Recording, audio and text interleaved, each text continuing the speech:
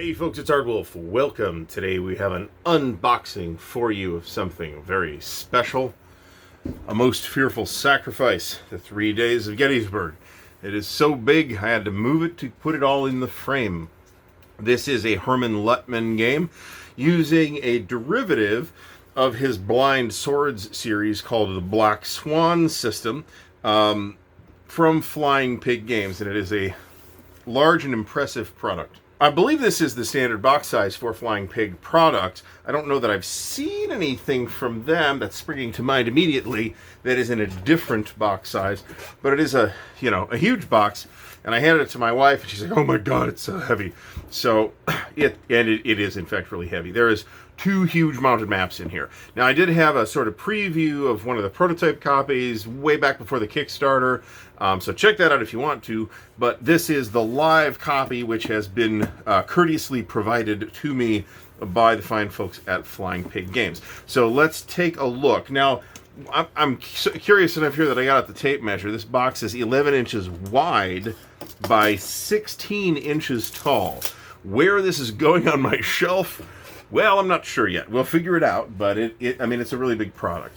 And the box is what looks like about 2.5 inches tall. It's close to about 2 3/4. It's really big. And we have unfortunately, one of the last maps from the legendary wargame map artist Rick Barber is in this game. Not the very last map. There was a lot of Rick Barber stuff, fortunately, in the pipeline when he passed very untimely last year, I believe. So, but we do have gorgeous Rick Barber map graphics here. So before we get too off track, let's open her up and see what we get. Now, I have not played this, but I have played Herman's Blind Swords system, and I like it a lot. And this is cleaner and at a half a step higher in scale than Blind Swords. Blind Swords is regimental, meaning units are regiments. In this case, units represent sets of regiment, which is an interesting and somewhat non-traditional choice for war games. But it does allow for a game that you can, say, play in a weekend and still feels huge and epic. So let's open the box up. And the first thing I notice is things coming out of the counter sheets. So we got 2 decks of cards. Now, for those who have played Blind Swords, you'll know that it's a chit pull design. And the chits kind of pull in such a way that they kind of feel like cards. In this case, we've gone to actual cards. So we've got what looks like about roughly a 40 card deck and roughly a 60 card deck, so about 100 cards. We've got 6 fairly decent looking 6-sided dice. Set those aside for now. We have, I don't know if this is errata, if this fell out of the sheets. We're going to find out in a second. Yeah, I don't know what this is, because these aren't it looks like they fell out of the sheets. Yeah. So we're not having a problem punching these, that's for sure. And the counters, since we got the tape measure, the counters looks like 7/8 inch counters or 15/16 inch counters. So we have, some Union units here. They're on a pretty heavy brown core stock. Let's pull these out for a second here. We got some more Union units. We've got some smaller counters. Now, these are more traditional looking counters on a same weight of brown core stock. And these look like roughly 5/8 or 9/16 inch counters to me. And these are not pre-rounded, but these are markers, not the units. And these, at least, are popping out almost at random. So we'll try and squeeze these guys back in the sheets just to kind of stay organized for the moment. Here we have another sheet of units. Counters look really nice, I think. Here is the last sheet of units. Okay, so that is, I think, 4 counter sheets. That's 5 counter sheets, 4 sheets of units, and 1 sheet of markers. So the maps, there's 2 mounted maps here, and it's really heavy and they're really big. And to be blunt, I'm going to kind of try to set one of these up for you, but my table here, which does accommodate a standard size wargame map, will not accommodate these. These are larger. Even the single maps are larger than a standard size wargame map. So let's cut away for a second and we'll see what we can come up with. Okay, so what we have here is kind of perfectly situated the town of Gettysburg itself. North is that way, south is that way. You can see the Mamasburg Road coming in here, the Carlisle Road, Cemetery Hills over hill, here Culp's Hill, which I'm not sure you've seen in the frame, is here, and Seminary Ridge is right here. Now, hilariously, this is half of one of the two maps, and it is almost the exact same size, to within an inch or so, of a standard size wargame map. So while we say this is a two-map game, two-mounted map game, it's not much smaller than most four-mounted map games.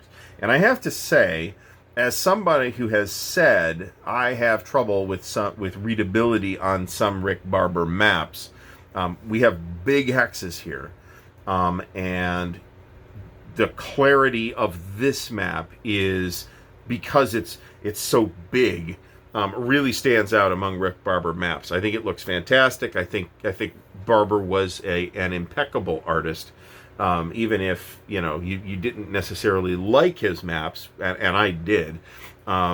He was a great artist and a pillar of the wargaming art community.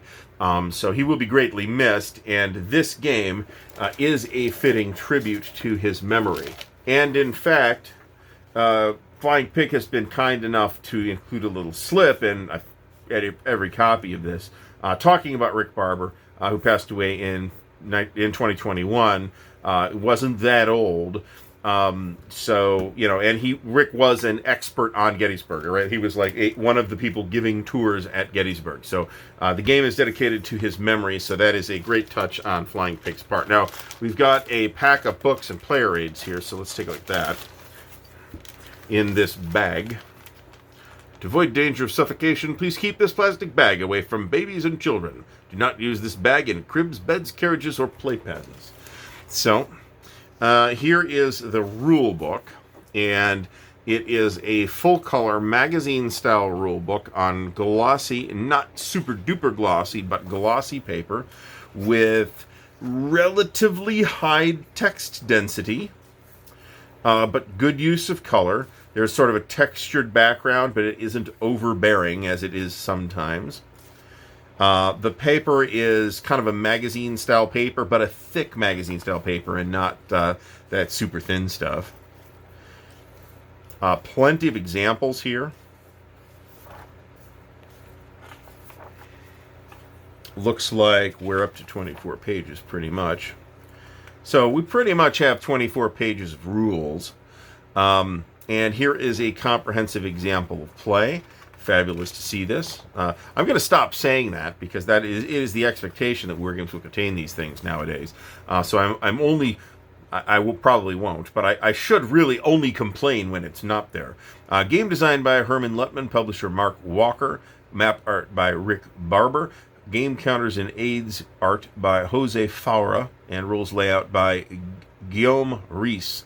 Probably mispronounced somebody's name in there, and we have some brief designer's notes as well. I did get to meet Herman. I've just gotten back from Origins, so if I sound a little gravelly, that is why.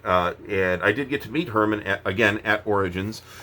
He and Mark Walker were both there, and I told him, hey, it's coming, man. I'm pretty sure I'm going to get it, and it showed up on the last day of Origins. So we have here a scenarios book, and I believe there to be a strong scenario selection, which is important in a big game to have even if the expert player is only going to play the campaign, which is a tendency I think we should probably fight a little bit.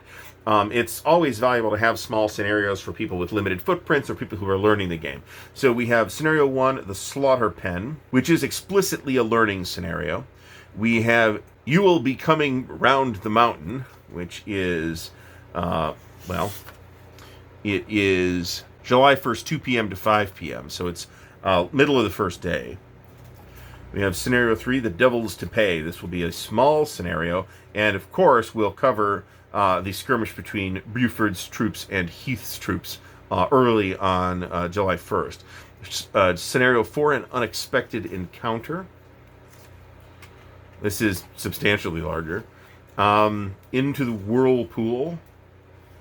Gettysburg, I mean, so one of the criticisms I have of GMT's 3 Days of Gettysburg, which is a Richard Berg design, it's a fine game system, and it's a fine product, but its scenario selection is really a glaring weakness. The next edition of it will hopefully have a much better scenario selection. But there's effectively no small scenarios in that. And that's a big problem, right? It's a huge battle. There's plenty of interesting things happening at various points and times in this battle.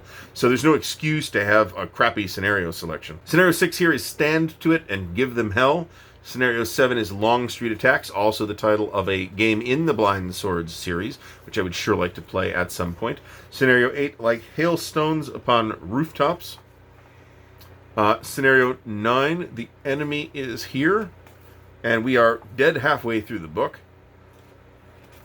And some of these scenarios are quite beefy. In magnificent style, this is probably Pickett's Charge. Indeed it is. And actually, the nice touch, they give you a little scenario, a shot of the huge map. It tells you where the scenario takes place, so that's rather nice as well. Scenario 11, One Continuous Roar, a small scenario for Culp's Hill. Scenario 12, all this is my fault, which of course was a quote from Lee. This is the grand battle scenario that will cover all 3 days, and presumably we don't need to see the map because it's the whole map.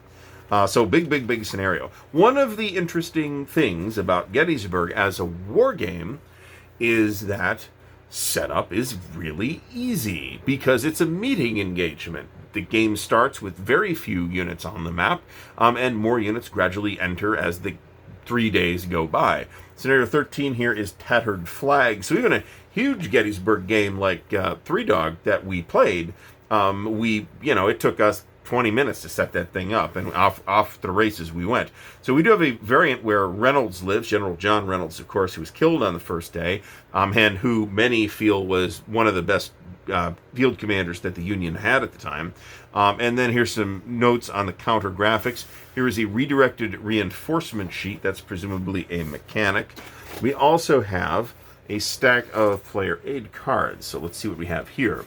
So here is a scenario setup guide, which tells us the color coding that we need to set up for each of the scenarios. That's pretty cool. I like that. Here is a card containing the turn track from dawn of 6 a.m. to night. So it looks like there's basically 2 night turns. Well, maybe 3 night turns. Registration, a little bit of a registration being off on this particular card, but not something I'm going to write a complaint letter about. This is the kind of standard card that the game runs off of.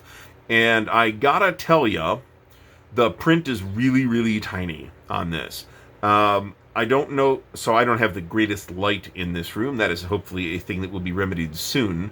And I can read this from here. I don't have to do this, but it's pretty small.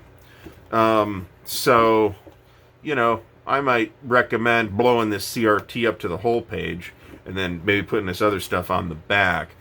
This is the event table, which you do need, based on playing Blind Swords anyway. Here's the close fight resolution table. You might not see those every turn. I'm not sure. You might. Well, certainly once the battle really gets going, you will. Here's another player aid with the sequence of play, command tables, with the CRT, TEC, sorry. It's been a long couple of days. Here is... So it does look like I'm seeing some differences here between this and Blind Swords. So obviously you're intended to put cards on these things. We're going to look at the cards in a minute here. So the Union gets 2 of these. So in addition to the giant map, you've got at least these 3 big displays, and additionally a smaller one-page display with the turn record track and stuff like that. So you got, of course, the 3 corps of the Army of Northern Virginia: Longstreet's Corps, A.P. Hill's Corps, and Ewell's Corps at Gettysburg.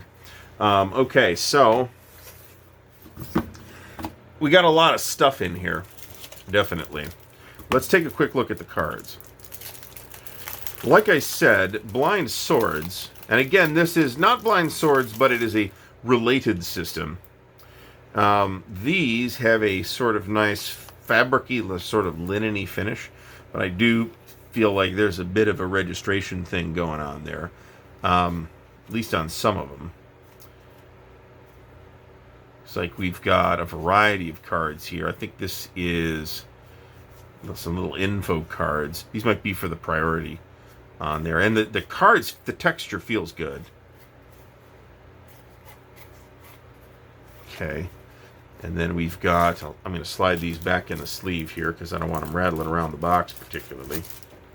And then the bigger deck, I think this is the bulk of the actual play deck. As I struggle to remove the cellophane.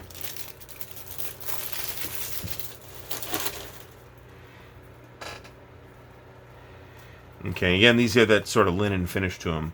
That does feel nice. They feel good moving against one another. So, yeah, I'm curious to see how the cards work, actually. It looks like, say, this is a 5th core activation. That's my guess. And then you roll a die off of that, and that tells you what you can activate. I could be, misstating that. I don't know. So we're definitely going to take a closer look at this game system. So one thing I will note is that, like a lot of war games with cards in them, I think you're going to have problems fitting a counter tray back in this box with all this stuff. So I think, and I think I'd be okay with this game. I think baggies are going to be the optimal storage solution for this very large game, if you would like to keep everything in the box, as I prefer to do. So this has been a brief unboxing of the production version of A Most Fearful Sacrifice from designer Herman Lettman and Flying Pig Games. A most impressive package, huge box, tons of weight, very meaty looking game, but it should, Blind Swords is anything to go by, play pretty quickly and smoothly. So I'm very interested in getting this to the table at the earliest opportunity in my copious free time. If you have enjoyed the video or found it useful, please do give it a thumbs up. Please do support the channel, and I would like to give a shout out to all the patrons of Ardwulf's Lair who help to make this kind of content possible. Thanks again for watching, and happy wargaming.